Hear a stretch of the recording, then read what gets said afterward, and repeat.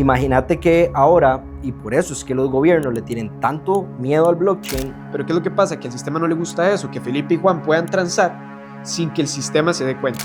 Pero la Reserva Federal lo que quería era imprimir dinero libremente sin tener ningún respaldo en las bóvedas. Vamos a llegar a un punto donde yo no te voy a aceptar dólares por mi Bitcoin. Ok, el tema que tenemos hoy está potente. Dice aquí, los consumidores están listos para cripto si la industria resuelve ciertos problemas. Eso es un insight de un estudio de más de 16,000 personas a nivel global, que encontró que el 17% ya tenía algo de cripto, el 30% muy probablemente compraría en los siguientes 12 meses, pero el pero es que hay ciertos temas del sector que tienen que ser resueltos. ¿Cuáles considera usted que podrían ser esos temas? El primer tema a nivel institucional, obviamente, es la regulación desde mi perspectiva, porque el dinero, el smart money, la plata que viene desde, por ejemplo, fondos de inversión gigantescos alrededor del mundo, lo que más les preocupa es el futuro en términos de qué tan justa va a ser la industria para tanto ellos que proveen el instrumento financiero y tanto para los clientes que lo adquieren. Entonces yo creo que esa es la principal preocupación, viéndolo desde un punto ya más empresarial. Pero, ¿cuál pensás vos que es el principal problema para el retail? Yo creo que es un tema que tiene que ver más, bueno, adicionalmente a lo que mencionas, tiene que ver con la apertura que hay en el ser humano en general, o sea, ya hablándolo más antropológicamente y demás, viendo cómo nosotros tenemos una dificultad para estar cambiando de paradigma constantemente. Son muy pocas las personas que están abiertas a todo el tiempo estar cambiando, ¿verdad? El way of working, su cadena de pensamiento, y de estar pues tratando de cierta forma de elevar su nivel de conciencia. Y esto es una nueva tecnología, requiere un cambio de paradigma. Total. Y ese paradigma tiene mucho que ver con, hemos sido subordinados, ¿verdad? por el sistema actual a pensar de que la soberanía individual,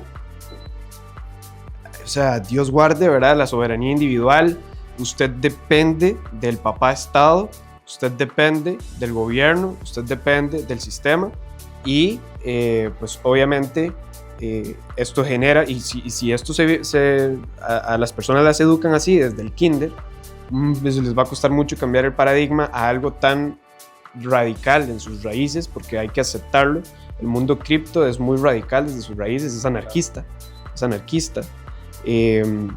Les va a costar cambiar ese paradigma, ¿verdad? Y hay muchas personas que esta soberanía y esta libertad ni siquiera la quieren.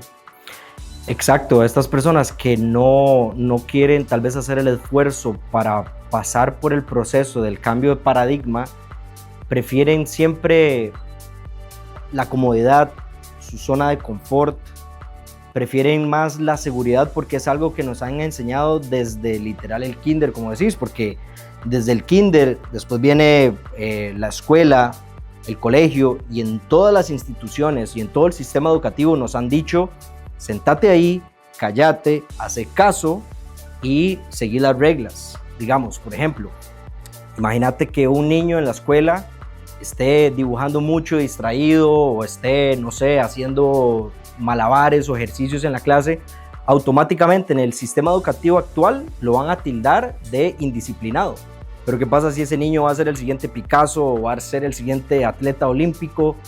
El sistema educativo actual está hecho para encasillarnos en ser la clase trabajadora para la élite, y ese yo creo que es el principal reto que tiene el retail y las masas, de cambiar de paradigma y poder aceptar el hecho de que sí podemos custodiar nuestro propio dinero ahora gracias a la tecnología de blockchain. Pero otro de los retos también es la educación. Es ver cómo podemos hacer para que la gente se dé cuenta de que es como cualquier otra industria, es como cualquier otra innovación que se haya dado. Por ejemplo, tuvimos que aprender a utilizar smartphones. Tuvimos que aprender. Fue algo que de ahorita no ves a alguien con un teléfono normal y corriente, ¿verdad? Entonces es algo que yo pienso que al pasar del tiempo va a ir sucediendo naturalmente.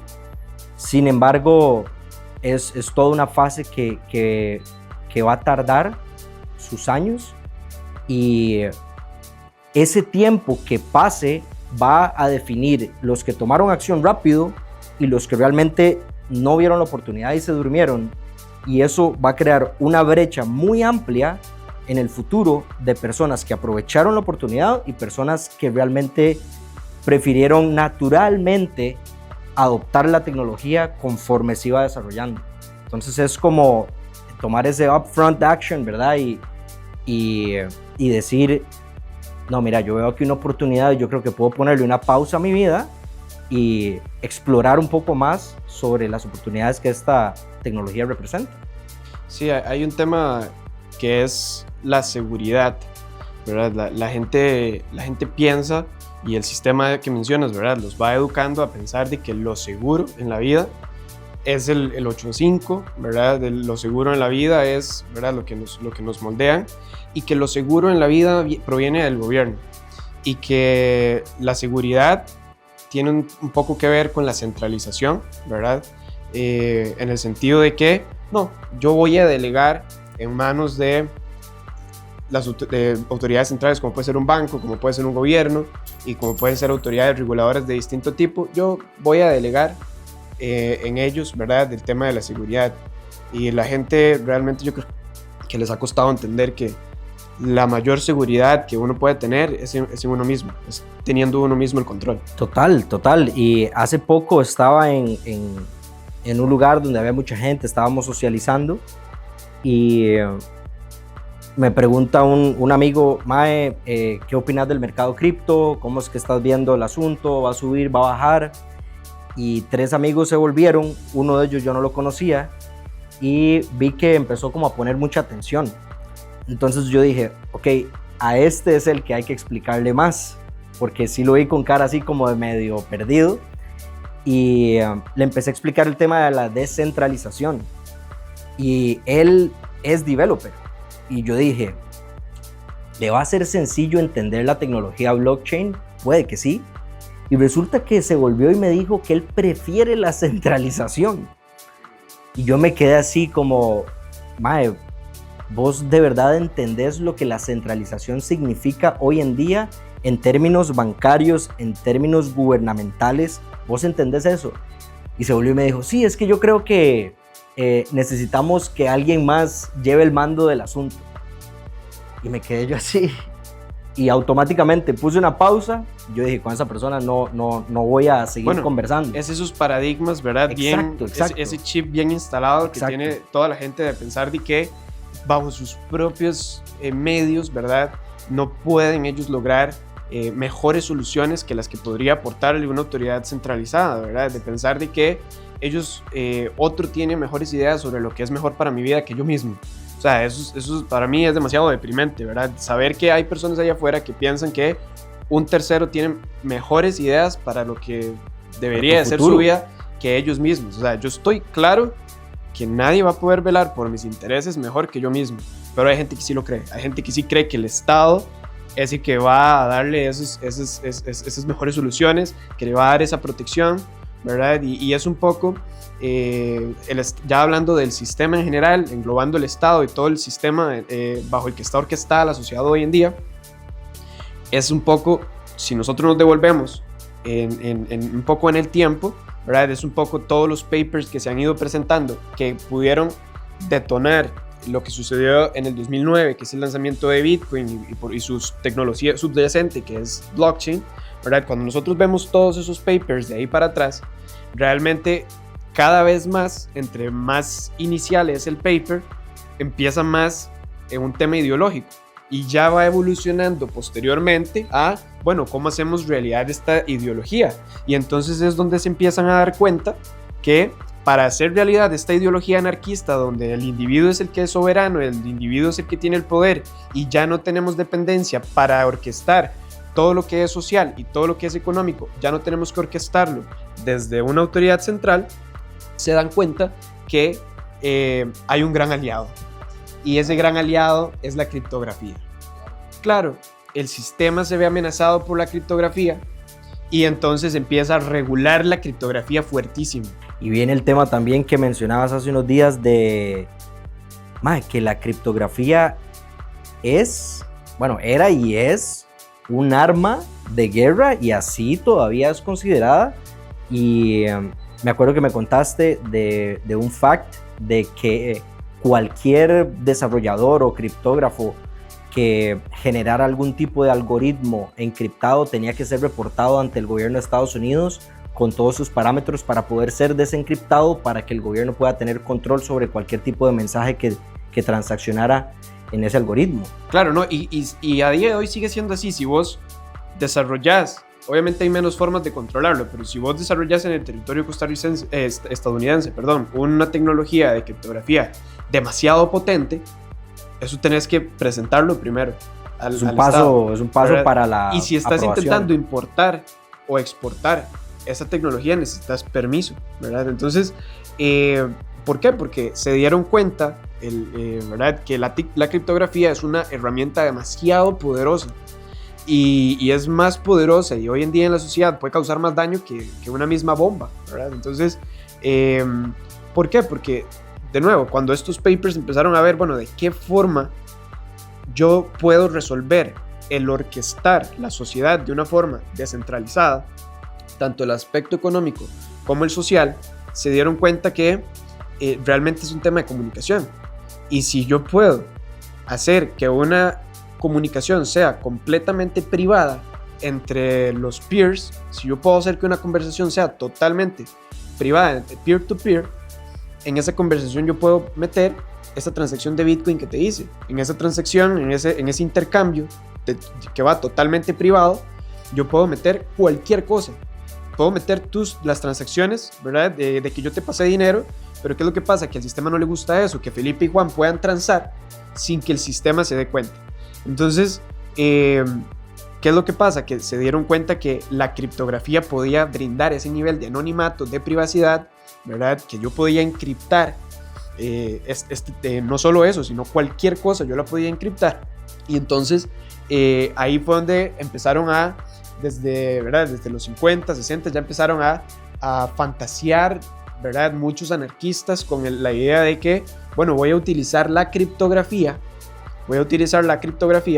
para, o muchos empezaron a especular de que en el futuro la criptografía va a ser un enabler, ¿verdad? Va a permitir que se pueda ya dar un orquestamiento de la sociedad de una forma más descentralizada y sin la necesidad de una autoridad central, pero eso era apenas un sueño.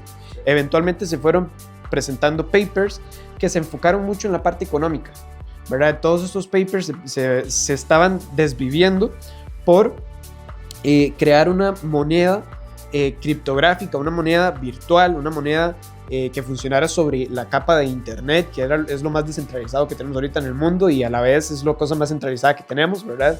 Porque una vez se creó la red descentralizada, vinieron todos los big players a tomar control mediante servidores y demás, pero a través de esta red, ¿verdad? Que cubre todo el planeta, la idea era presentar ese paper. Sin embargo, el problema de cómo resolver la comunicación y el tema de cómo resolver la economía, a final de cuentas todos se dieron cuenta que era una misma cosa, ¿verdad? A final de cuentas, si yo puedo utilizar blockchain para crear un smart contract y tokenizar mi propiedad, o yo puedo utilizar blockchain para crear transacciones peer-to-peer como lo hace Bitcoin. Entonces, ahí es donde uno se da cuenta que, a final de cuentas, si yo me devuelvo, lo que voy a encontrar es que todo esto está basado sobre algo tan fuerte como es la criptografía. Entonces, ¿qué más seguridad que eso? O sea, la gente quiere seguridad, ahí está su seguridad, esto está recontraencriptado. Eso es lo que da seguridad a todo este ecosistema, ¿verdad? Total, sí, y lo que más preguntan los estudiantes de All Time High es,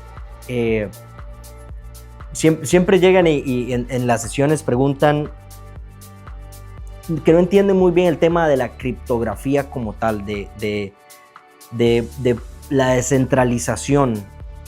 Y cuando ya les explicamos el tema de que un banco es centralizado, un gobierno es centralizado, yo siempre pongo este ejemplo, que es, imagínate que vos puedas ver el backend y las transacciones que un banco hace detrás de escenas, o las transacciones que un gobierno hace detrás de escenas. Imagínate que podamos ver cómo el gobierno de cualquier país administra sus finanzas y cómo...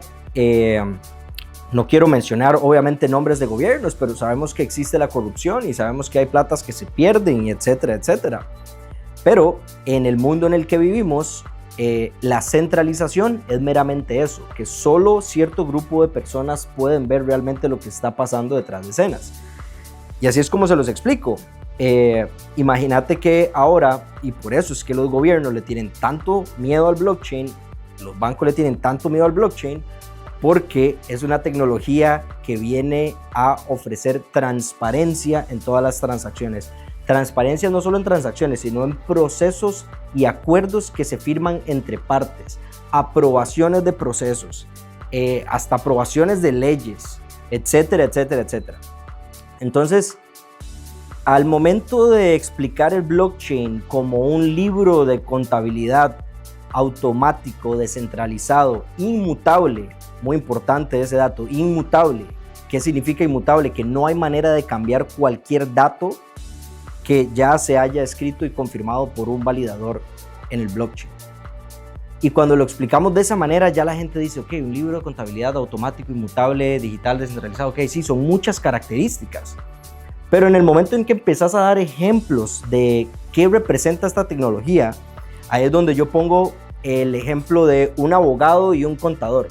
Entonces, el blockchain en este momento viene a no reemplazar, pero yo sé que en un futuro cercano sí los va a reemplazar. O sea, si no se adaptan, van a ser reemplazados.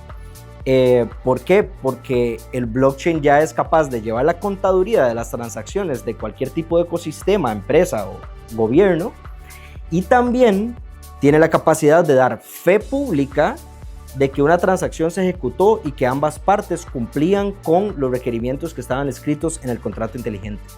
Entonces, básicamente el blockchain viene a cumplir la función de contador y abogado en uno mismo de una manera pública.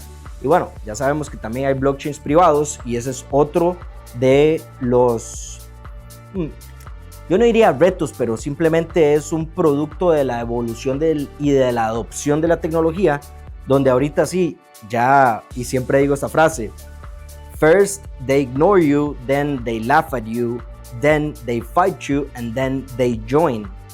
Y eso es lo que ha pasado en los últimos 15, 16 años con cripto. Primero lo ignoraban, después se reían de blockchain y de cripto y de Bitcoin, después empezaron a pelear contra el mismo con demandas y al final ya tenemos un ETF de Bitcoin aprobado y de Ethereum. Entonces, sí, leí hoy justamente una que decía que primero usted era estúpido, luego usted era suertudo, ¿verdad? Entonces ahora estamos en la fase de, sos suertudo, tuviste suerte, ¿verdad? Entonces, es siempre ser un early adopter siempre va a traer una serie de ventajas. Claro. Pero aquí va más allá de ser un early adopter simplemente en una oportunidad sencilla, ¿verdad? De vida, bueno, tengo tal vez, no sé, un portafolio de inversión que me está generando un 10% anual, en el mejor de los casos. Eso es una maravilla para muchos. En el mercado tradicional eso es... Pucha, eso es bueno, pero increíble, ¿verdad? Sí. Un 10% anual. Y entonces yo decido aventurarme y lo cambio a cripto y pues eso es una nueva oportunidad. Hay mucha gente que lo ve así, yo trato de verlo todavía más profundo, ¿verdad? De decir, no, es que esto no es solamente una super oportunidad de inversión, eso es una super oportunidad de ser parte de la nueva forma en la que va a ser orquestada la sociedad a nivel mundial. Punto. Porque incluso cuando nosotros vemos el advenimiento de la AI, cuando nosotros vemos también los retos y las amenazas que representa la AI, paradójicamente, es blockchain el que va a resolver esos mismos retos. Y lo estamos viendo con WorldCoin y con WorldID, con la compañía World, cofundada por Alex Blania y Sam Altman. Me hace gracia porque pareciera como que Sam crea el problema, pero él mismo viene y plantea la solución. ¿verdad? Entonces, viene y obviamente están desarrollando y esforzándose, invirtiendo billions of dollars en el tema de crear la Artificial General Intelligence, la AGI, pero entonces esa AGI va a ocasionar un problema que es, yo ya no voy a poder diferenciar entre si usted es humano o si usted es una máquina. Y resulta que blockchain presenta una solución para eso. ¿Cómo? Muy sencillo.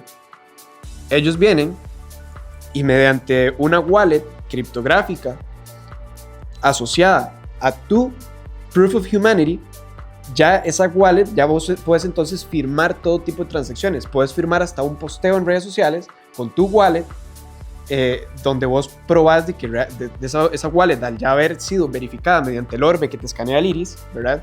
Ya probaste tu humanidad a ese iris, ¿verdad? Entonces ya tu wallet ya queda verificada. Ahora esa wallet la puedes usar para firmar todo tipo de transacciones. Un posteo es una transacción. Ya no hay que hacer el CAPTCHA. Ya no hay que hacer, el CAPTCHA queda totalmente obsoleto ante este tipo de tecnología.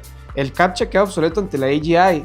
La AGI va a poderle pasar por encima al CAPTCHA. Entonces, ¿qué nos queda, verdad? Ya digo, una huella digital, nada hay más robusto que el iris. Entonces, por ahí vemos que blockchain es una nueva forma de ordenamiento social en todo sentido, ¿verdad? Y que la Web3 presenta soluciones increíbles a todo tipo de problemas y a cosas que antes eran totalmente impensables en la sociedad. Pero el mayor problema, uno de los mayores problemas, es la predisposición que tienen las personas a atacar todo aquello que cuestiona sus paradigmas actuales y atacar todo aquello que va en contra de lo que fueron enseñados, ¿verdad? Y ahí es donde nosotros los rebeldes tenemos una cierta ventaja, ¿verdad? Los que siempre íbamos y cuestionábamos todo y siempre es como, no, pero usted me está diciendo que haga eso. Pues no, pero ¿por qué? Yo no lo voy a hacer. Entonces, tal vez nos fue fatal en la escuela, en el cole, en la U, pero ahorita en la vida nos está yendo súper bien gracias al ecosistema Web3. Entonces, yo en la escuela era indisciplinado, de hecho. Sí, o sea, es un tema, y tal vez no eras indisciplinado, tal vez en las cosas que a vos te gustaban o las cosas que correspondían a lo que vos querías hacer con tu vida, eras la persona más disciplinada del mundo. Sí, tal Simplemente vez. lo que estabas era en contra, ¿verdad? Del sistema actual y obsoleto. En contra de tal vez esa directriz que para vos era estúpida y que para vos no tenía ningún sentido, o que no calzaba con tus objetivos de vida, o que no calzaba con lo que vos querías para vos mismo. Me condicionaron la matrícula y todo. Mi mamá me tuvo que cambiar de escuela. Todo. Madre, no lo queremos más aquí. Nos tuvimos que venir a vivir a otro lugar y buscar otra escuela porque yo era muy indisciplinado. Y ahora que mencionas eso y agregamos todo el tema de cripto que desde hace ya casi 10 años venimos estudiando, pues todo empieza a tener sentido. O sea, era algo que ya venía como desde pequeños, que aquí hay algo que ni siquiera teníamos la conciencia de, pero por naturaleza ya lo rechazábamos.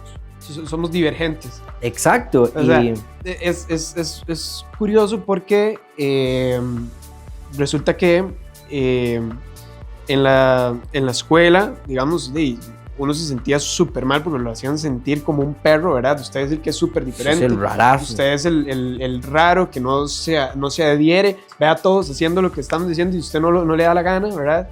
En el cole lo mismo, en todas esas situaciones, ¿verdad?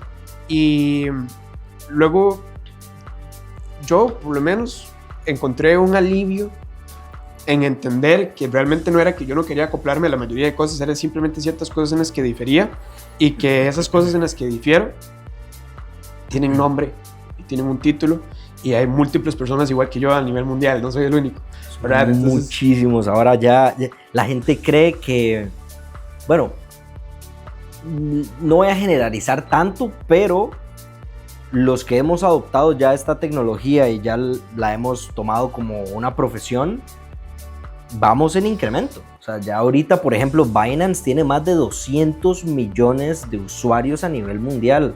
200 millones. La gente que cree que en cripto somos 4 gatos es porque probablemente vive debajo de una piedra. Porque ni siquiera se ha metido a internet para ver el nivel de adopción. Y hay un gráfico que muestra el ritmo de adopción del internet y el ritmo de la adopción de criptomonedas. Al 2024, el ritmo de adopción de las criptomonedas superó el de internet en la misma cantidad de años. O sea que cripto y blockchain se está adoptando ahora más rápido de lo que se adoptó el internet desde los 90s y 2000. Lo que pasa es que son cosas que primero no están mainstream.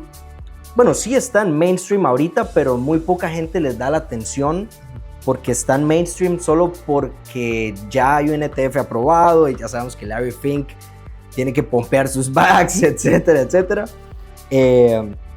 Pero el punto es que todavía no está mainstream a nivel, me refiero ya como en el sistema educativo, me explico, ya no está todavía mainstream que sea un producto activo en todos los bancos, que sea un método de pago completamente aceptado en todos los supermercados. A eso me refiero con mainstream. Y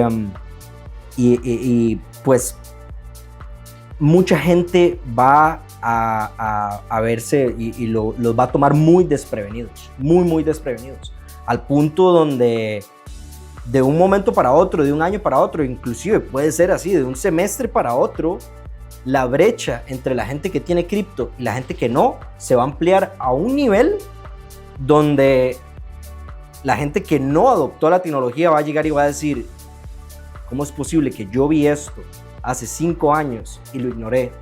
¿Cómo es posible que yo tenía un compa que me hablaba de cripto y yo nada más le decía que estaba loco? ¿Cómo es posible que yo invertí un poco y vendí rápido porque no creí? Hasta a nosotros nos sucedió un poco, porque sí, claro, realmente a todos nos ha sucedido. Si nosotros nos devolvemos a los entries en todos los blogs donde se estaba orquestando el lanzamiento de Bitcoin, donde Satoshi Nakamoto hablaba con múltiples personas, donde hablaban Adam Back, Nick Szabo, ¿verdad? Donde hablaba Hal Finney. Si nosotros nos devolvemos a esos emails, a esos blogs y nosotros lo vemos de cierta forma, ya ellos ya los llamaban locos, ¿verdad? Y ya ahora 2024, los que en ese entonces los llamaban locos ya estaban viviendo eso, porque ahorita estabas diciendo que muy probablemente en 5 años iba a pasar eso, no, pero es que ya muchos ya nos pasó. Sí, ya sucedió. Ya sucedió. Y lo único es que sigue sucediendo y cada vez más exacerbado. Sí, y hablando de subir, ahorita Bitcoin, hablando, ya tocó $69,000, que es el all-time high del 2021, y la gente todavía sigue completamente dormida, pero lo que mencionabas de la historia, la gente ni siquiera se pone a decir, ok, voy a ir a consultar unos años atrás para ver qué ha sucedido, a ir a buscar patrones, a ir a buscar tendencias, de decir, ok, ¿por qué es que ahorita el market cap total de cripto tiene una valorización de más de $2 trillones? El all time high del market cap de cripto en el 2021 fue de $3 trillones. 3 trillones. O sea, estamos hablando de cualquier cantidad de dinero. Ahora, lo que les mencionamos a los estudiantes también es que probablemente ese monto les suene un poco abrumante y decir, uy, se me fue la oportunidad, ya es demasiado tarde. Pero si lo comparamos con el market cap total de todas las bolsas de valores del mundo, ¿y sabes cuánto es la valorización de todas esas bolsas en conjunto? Son $110 trillones de todos los stock markets del planeta. Cripto a la par de todo ese número es un granito. Claro. ¿Y qué quiere decir eso? Todavía estás a tiempo. Y eso es lo que le decimos a la gente que quiere entrar en cripto. Es que Bitcoin ya está en 69,000, 70,000, el all time high son 74,000. Creo que ya esa oportunidad a mí se me fue. Claro, pero ahorita los más escépticos tal vez podrían estar diciendo, pero ¿por qué decís que todavía estoy a tiempo? Más bien eso de que esa sea más pequeña comparado con el market cap de todas las demás, no es más bien un indicador en contra. No, cuando nosotros entendemos las fases, ¿verdad?, en las que ha ido evolucionando el orden social, nosotros entendemos que simplemente esta tecnología es una actualización en cómo se han venido haciendo las cosas, ¿verdad? Y cuál ha sido el orden social, y pues ahorita específicamente hablando del económico. ¿Qué quiero decir con esto? La razón por la que las finanzas actualmente y las bolsas y todo es centralizado no es porque, o sea, hasta ahorita no había sido porque era lo que la gente quería. era porque era la mejor alternativa que había. No había una mejor alternativa. Nadie había tomado la batuta. No había una mejor forma de hacer las cosas. No había un enabler tecnológico que permitiera una mejor forma de hacer las cosas. No existía blockchain. No existía blockchain, no existía todos estos conceptos. Había múltiples problemas que tenían que ser resueltos y encontrado una solución, y múltiples de esas soluciones que se necesitaban para hacerle una actualización al sistema las vino a plantear Satoshi Nakamoto en su paper de 2009 Bitcoin, que a su vez ese paper es una amalgama, ¿verdad? Incluso se citan en ese paper, ¿verdad? Ciertas otras soluciones que ya se habían planteado. Entonces era un rompecabezas que ya tenía múltiples piezas. Satoshi Nakamoto lo que hizo fue venir y poner la última pieza para decir, tome, aquí está el paper, blockchain, Bitcoin, dele adelante, empiecen ese proceso que se llama actualización de la orquestación del sistema, de cómo se orquesta el sistema financiero mundial. Entonces ahí es donde se crea ese clivaje. Inmediatamente se crea un clivaje, una bifurcación entre lo que es TradFi y DeFi, finanzas tradicionales y finanzas descentralizadas. Entonces, ¿qué es lo que sucede? Ahora es un tema de tiempo nada más. That's it, man. Eso es todo. Y de hecho, en el primer bloque, en el bloque Génesis de Bitcoin, venía un mensaje donde hacía referencia a la caída de un banco inglés. Y eso fue un mensaje de Satoshi Nakamoto que puso ahí y que está completamente inmutable. Y qué increíble. Yo a veces me pongo a ver la fecha en la que Satoshi Nakamoto publicó esto en P2P Foundation, que es un blog de desarrolladores hace muchos años. Y, puña, yo digo, ¿cuántos años él pensó en esto y cuánto pasó estudiando el sistema bancario actual para, por ejemplo, el tema del fractional reserve banking, que la gente ni siquiera sabe qué es, ni siquiera sabe cómo los afecta y ni siquiera entiende cómo el banco, desde su marketing, ha venido implantando en sus subconscientes? La gente cree que es seguridad, porque el banco lo primero que te vende es seguridad y esperanza y vení y construí, etcétera, etcétera. Pero en tu subconsciente realmente, si el banco te habla de tanta seguridad, es porque te está metiendo miedo y te está diciendo que en las afueras hay mucho peligro. El banco eso es lo que te vende. Venga y deposite su plata aquí porque usted no es capaz de cuidarla o se la pueden robar. Entonces, todo el mundo vive con ese miedo de no poder custodiar su propio dinero, y eso es lo que Satoshi Nakamoto describe en el white paper de Bitcoin y en la primera entrada en P2P Foundation, de que ya podemos custodiar nuestro propio dinero con frases secretas, con el blockchain, y que tenemos que evolucionar a este tema financiero, porque si no, el sistema bancario va a terminar de destruir nuestras vidas con cuotas impagables. Y también expone el tema de que, los bancos, ¿qué es lo que hacen con todo el dinero de las personas que depositan? Vimos en el 2021 cómo cayeron banco tras banco tras banco en Estados Unidos. Bueno, justamente el white paper de Bitcoin se publica en el 2009 a raíz de esa desesperación, ese hartazgo. Exacto. Es más, el hartazgo del 2008-2009 con la explosión que hubo, ¿verdad? A nivel mundial, con esa crisis mundial que hubo, yo creo que fue un catalizador para que ese paper saliera antes. Muy probablemente, si no hubiera habido esa crisis, ese paper tal vez se hubiese postergado un poco, pero yo creo que en el corazón de todo anarquista, como lo es, ¿verdad? Ya abiertamente Satoshi Nakamoto, sea quien sea un grupo, sea una persona, en su corazón, ¿verdad? Anarquista, obviamente no se iba a poder quedar quieto de ver eso. Lo que le iba a generar era desesperación, y ahí está, toma el paper. ¿Cómo hacemos para explicarle a la gente que hoy en día el término anarquía no tiene que ser algo negativo? Yo creo que lo primero que se tiene que cuestionar la gente, respondiéndote, es ¿quién me vendió la idea de que la anarquía es mala? Porque cuando vos te vas a ir por ese camino, por detrás, a ver, ¿quién me vendió la idea de que la anarquía es mala? De que la anarquía es un mae, ¿verdad? Dándole al vidrio del carro del otro y invadiendo tu propiedad y haciendo despelote. El mismo gobierno que tilda a la gente de revoltosa. El mismo que necesita mantenerte controlado. O sea, el mismo que quiere mantener el monopolio del control a escala. Así de fácil. ¿Quién quiere mantener el protocolo del control a escala? Las élites, los gobiernos, etc. Las élites y por consecuencia los gobiernos. Entonces, ¿qué es lo que pasa? Que si yo voy predicando por la calle y diciéndole a la gente, no, ustedes desde su soberanía individual son capaces de crear mejores sistemas financieros, son capaces de llevar de una mejor forma sus finanzas, sus vidas, de orquestar la sociedad de una forma muchísimo más efectiva. Ustedes, el sector privado, ustedes, la mano invisible, son capaces de generar 10 veces más riqueza. Si yo voy ahí por la calle repartiendo eso, lo que estoy haciendo es empoderar al individuo y restándole poder a la centralización. A la centralización y a las élites. Sí, y eso es parte también de lo que vemos en uno de los módulos iniciales de nuestro programa, porque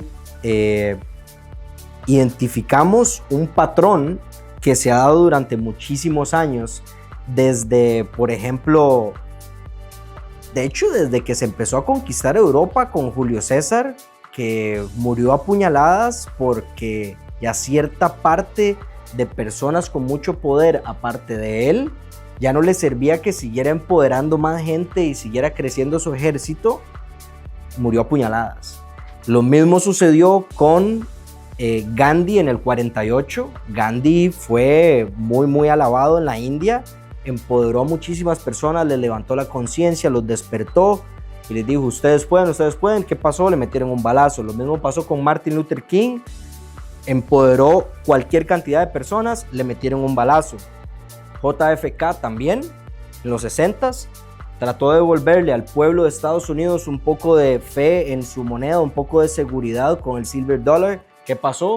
Le metieron un balazo. ¿Por qué? Porque la Reserva Federal, hay muchas teorías de conspiración acerca de esto, obviamente ya sabemos, pero la Reserva Federal lo que quería era imprimir dinero libremente sin tener ningún respaldo en las bóvedas. Si tenían que tener por ley un respaldo en las bóvedas, no podían imprimir libremente. Sí, que entre la impresora activa 24/7. Exactamente. ¿Y qué pasó? JFK trató de poner el silver dollar y lo mataron. Eso es una de las teorías de conspiración y desde cripto nos hace muchísimo sentido. Mucho sentido. Claro, pero eso nos lleva también, digamos, a el hartazgo social. Está ahí latente, ¿verdad? Como una enfermedad latente que tienen las élites, que es el hartazgo social, porque realmente es un tema de cuántos somos todos los demás, cuántos son las élites, y hay un tema, ¿verdad? De que nosotros somos más. Y el tema es que ellos ven, ¿verdad? El hartazgo social como o podemos ver el hartazgo social como una enfermedad latente, ¿verdad? Una enfermedad latente. Y siempre esa enfermedad, para que se dispare, hace falta algo, ¿verdad? Por ejemplo, sí, exacto, si alguien tiene una enfermedad latente, ¿verdad? Siempre hace falta que se le baje un poco el sistema inmune, por lo que sea, por un mal estilo de vida, por lo que sea, para que esa enfermedad se active. Lo mismo sucede, siempre hace falta, con la sociedad es lo mismo, siempre hace falta alguien que levante la voz y se viene todo mundo. Y sucede el hartazgo social y suceden los verdaderos cambios que se han dado en el mundo. Entonces, ¿qué es lo que pasa? Que hay algo que se llama la ventana de Overton. Y la ventana de Overton también va muy similar al concepto de un péndulo, ¿verdad? Entonces, básicamente la ventana de Overton lo que me explica es cómo la política pública va desde algo que es totalmente impensable, ¿verdad? A algo que es un poquito más aceptable, a algo que ya fue hecho ley y ya se aceptó en un país. Y normalmente ese péndulo, ¿verdad? Va todo el tiempo así en llegar y decir, bueno, han habido muchas cosas en la sociedad que eran impensables, ¿verdad? Y ahora ya son política pública, ¿verdad? Entonces, muy probablemente... Ya son más hasta promovidas. Exacto, incluso, no sé, veámoslo inverso. Era impensable que yo no pudiera tener esclavos. No, eso es lo más normal. Y ya fue política pública que no se pueda. Lo mismo pasa al revés, ¿verdad? Era impensable que a mí me prohibiera a alguien que yo saliera de mi casa. Y viene la pandemia y yo ya no puedo salir de la casa. Entonces ahí va, ¿verdad? Ese péndulo y esa ventana de Overton introduciendo dentro de la sociedad nuevas cosas. Y sucede que esta revolución o este cambio social, ¿verdad? La gente se va hartando. Y como péndulo, esa ventana de Overton a veces va de que la libertad va a menos o la libertad va a más. O sea, se empiezan a introducir políticas públicas para liberar a la sociedad y hay ciclos, ¿verdad? Donde hay periodos donde se va abriendo la libertad y la libertad y la libertad y luego hay periodos otra vez de retroceso. Y así va ese péndulo todo el tiempo. Entonces, ahora estábamos hablando de que si el market cap de todo el ecosistema financiero mundial es así de grande y el de cripto es así de grande, ¿verdad? ¿Qué me garantiza a mí que el de cripto va a seguir creciendo y no sea eso más bien un indicador de que se va a quedar ahí o se va a ir a cero? Es muy fácil. Si nosotros vemos y medimos el sentimiento del planeta a nivel mundial, ¿cómo está ahorita? El sentimiento es de hartazgo. Y ahorita el péndulo de esa ventana de Overton está hacia queremos más libertad. ¿Por qué? Porque nos cercenaron esa libertad, ¿verdad? Muchísimo. Hubo una retracción en las libertades individuales y un aumento de los gobiernos autoritarios, exacerbado también por el tema de la pandemia. Y ahora la gente pues está empezando a dar cuenta y la gente está buscando más la libertad. ¿Y cuál es el sistema más efectivo que tenemos ahorita para repartir libertad para todo el mundo? Tanto libertad económica como de pensamiento, como todas las libertades que existen. Blockchain y cripto. Entonces, por ahí va un poco el asunto, ¿verdad? Esa es otra garantía de decir, bueno, ¿qué indicadores, qué señales hay ahí afuera que me digan a mí esta vara va a crecer? El hartazgo social. La gente, por dicha, nosotros hablamos justo al inicio, ¿verdad? Empezamos esta conversación hablando de que uno de los mayores problemas de adopción era la falta de cambio de paradigma, la falta de confianza. Y ve ahorita cómo ya estamos viendo, ¿verdad? ¿Cuál es esa cosa que va a hacer o empujar y forzar a la gente que sí o sí tenga que cambiar de paradigma y sí o sí tenga que actualizar? Sí, es que si la gente o las masas en general no se actualizan, va a haber otra vez un grupo de personas que se van a hartar de la opresión. Ahorita estamos en un punto máximo, de opresión donde solo unos pocos ahí arriba son los que tienen el control de nuestro dinero. Y esto es algo que explicamos mucho. El sistema fiat, el dinero fiduciario quiere decir que únicamente funciona a raíz de la fe de sus usuarios. Es la mayor estafa en la historia del ser humano. O sea, hasta que da risa, ¿verdad? Escucharlo, sí, claro. ¿Verdad? Es que es increíble y ese paradigma, por lo menos ciertas personas ya logramos romper ese paradigma y ya estamos totalmente podríamos decirlo, en otra etapa, porque ya entendimos de que ese dólar que nos ganábamos con el sudor de nuestra frente lo están imprimiendo libremente en la Reserva Federal de Estados Unidos, subiendo así la inflación. Y imagínate, o sea, ¿cómo es posible que o sea, ¿cómo te van a pagar a vos con dólares hoy en día? Y hay un señor en un reel que llega y dice, vamos a llegar a un punto donde yo no te voy a aceptar dólares por mi Bitcoin. Vos vas a poder llegar con 2, 3 millones de dólares a comprarme mi Bitcoin y yo te voy a decir, ¿dólares? ¿Qué se sea? O sea, tenés que ofrecerme algo mejor que los dólares para ayudarte mi Bitcoin a vos. De pura casualidad no fue Michael Saylor de esa frase. No, fue otro señor ahí que de hecho no he encontrado el nombre, pero me hizo mucho clic que a un punto vamos a llegar a eso, donde no vamos a aceptar dólares de vuelta por nuestro Bitcoin. Pero no sé, es un tema muy interesante, es un tema que a mí me apasiona. Estamos en etapas muy tempranas, el market cap de cripto está todavía muy pequeño en comparación a uno de sus mercados, pues, podría decir familiares, que es el stock market, que está en más de 110 trillones, entonces hay mucho upside.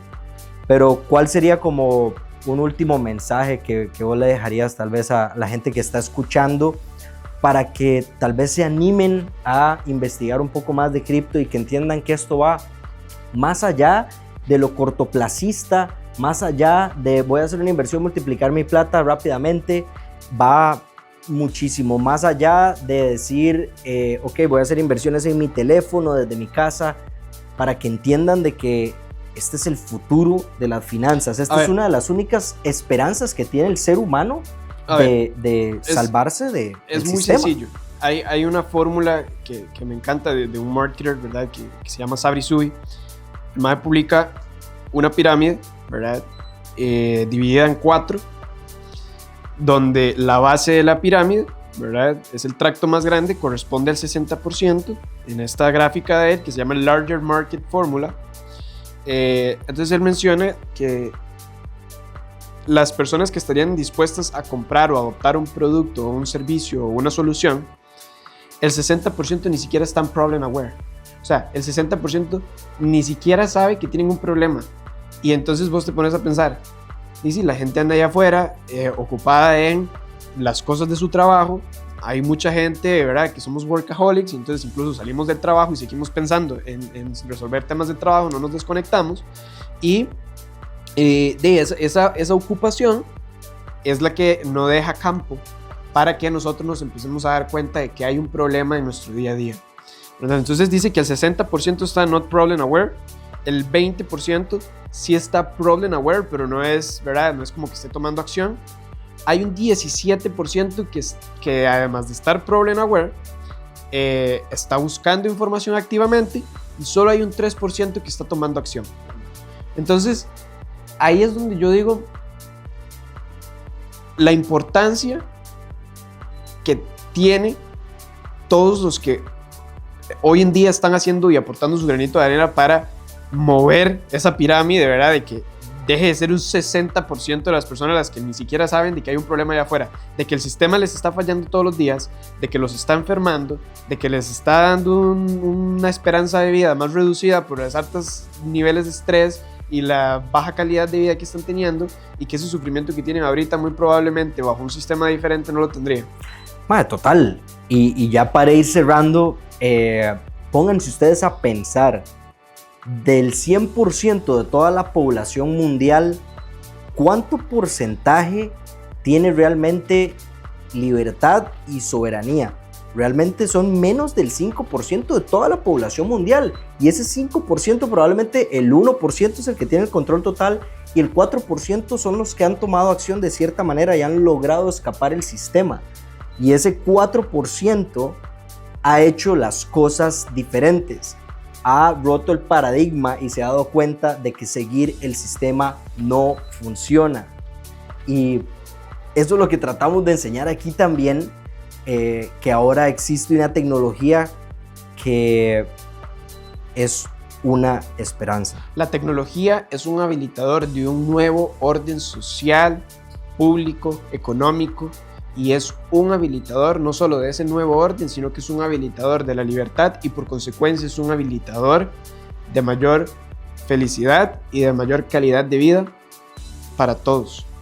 Y una de las tecnologías más prometedoras en ese sentido, dentro de ese amplio espectro que es la tecnología, es blockchain y cripto. En eso se resume lo que hemos hablado hoy. Listo. Muchas gracias. Bueno, muchas gracias.